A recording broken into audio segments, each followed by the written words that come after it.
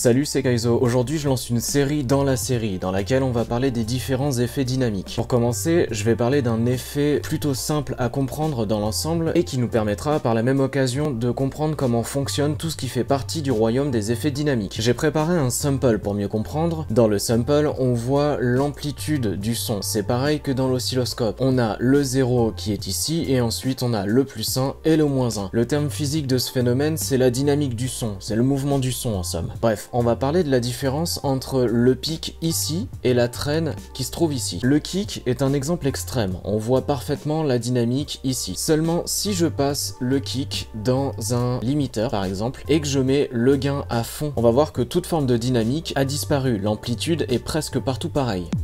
Donc si on compare la forme de l'oscilloscope avec la forme qu'on voit du kick, on a réduit la plage dynamique, la dynamic range pour les anglophones. Comprendre la dynamic range va nous aider à comprendre le fonctionnement d'un gate. En fait, on peut voir le gate comme un robinet. Plus on ouvre, plus le flux est intense. Et si on décide de réduire l'ouverture, peu importe la pression à la base qu'il y a dans le tuyau avant, c'est le robinet qui décidera du flux. En vrai, c'est un peu plus compliqué que ça parce qu'on parle de flux audio. Le gate permet de laisser passer certaines parties de la plage dynamique. Et si donc j'ajoute le gate qui est ici et que je réduis le threshold au minimum, donc c'est-à-dire que j'ouvre à fond le robinet, on va voir que toute la plage dynamique passe, rien ne change.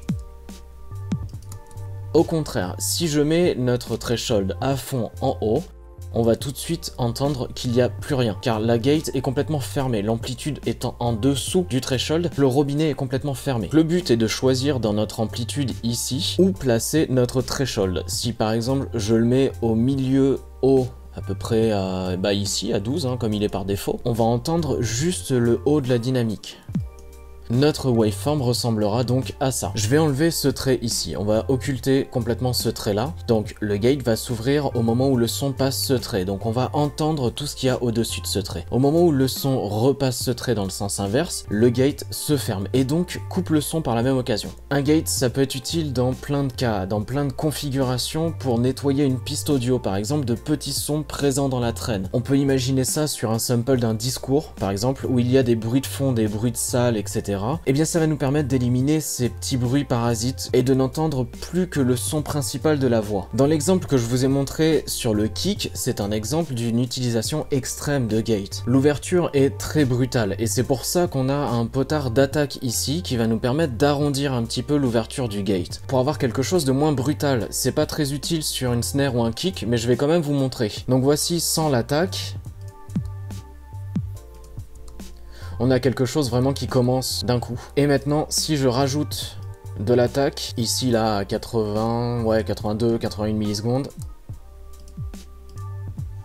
on voit qu'on a quelque chose de beaucoup plus arrondi. Par contre, pour revenir à notre exemple de discours, rajouter de l'attaque est très utile. C'est ce qui va nous permettre d'avoir quelque chose de plus discret, de plus naturel. Au-delà de l'ouverture, on contrôle aussi évidemment la fermeture, qui est le release ici, qui va nous permettre de contrôler le temps que va mettre le gate à se fermer. On est en millisecondes, donc c'est quelque chose d'assez précis. Le hold et le release sont assez liés, ça nous permet vraiment de nuancer cette fermeture de porte. Il faut voir ça comme une enveloppe avec l'attaque qui nous permet de contrôler le début de l'enveloppe, le hold le milieu et le release nous permet de contrôler le fade out de l'enveloppe. Ce qui nous permet de rendre encore l'effet plus naturel. Pareil que l'attaque, le release est plus intéressant à utiliser sur les voix plutôt que sur ce genre de sample de kick. Le release et le hold sont en corrélation directe avec le potard floor qui lui sert à déterminer notre volume le plus bas. Ici par défaut il est à -40, ce qui revient presque à du mute. Mais si on veut, on peut augmenter cette valeur pour aller chercher un autre effet et modeler un peu plus notre son. Le return gère la différence entre l'ouverture et la fermeture du gate. En fait, il va nous permettre de régler des problèmes de cliquetis. Il nettoie en quelque sorte ce qui se passe au milieu de l'ouverture du gate. Bien entendu, le son sera joué toujours en respectant les règles données par l'attaque, le release ainsi que le floor. À savoir, on peut inverser l'effet du gate avec ce bouton-là, le flip. Ce que ça va faire, c'est qu'au lieu de jouer tous les sons qui passent au-dessus du threshold, ça va jouer tous ceux qui sont en dessous du threshold. Et donc on n'entendra plus simplement les pics du sample, mais bien le corps et la traîne de celui-ci. Et ça appliquera toujours les mêmes réglages avec l'attaque, le hold et le release. Le dernier réglage qui nous intéresse, intéresse, c'est le look ahead. C'est un réglage qui permet à l'effet d'avoir un petit peu d'avance sur le son, ce qui nous permet d'avoir une attaque encore un petit peu plus précise. En gros, l'effet voit dans le futur jusqu'à 10 millisecondes. Pas mal d'effets dynamiques, voire même tous, ont un look ahead. Ça permet à l'effet de capter les petits détails qu'il y a au début du son. Ça permet de changer un peu l'attaque. Donc voilà pour mon explication sur le gate. Amusez-vous aussi à l'utiliser sur plein de samples différents. Vous verrez qu'il y a plein d'utilisations différentes en fonction du sample. C'est important de comprendre comment il agit sur la plage dynamique avec un ou plusieurs thresholds, avec du floor, sans floor, etc.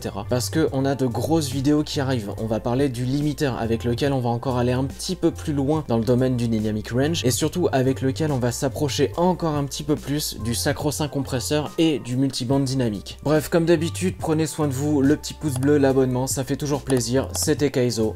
Tchuss.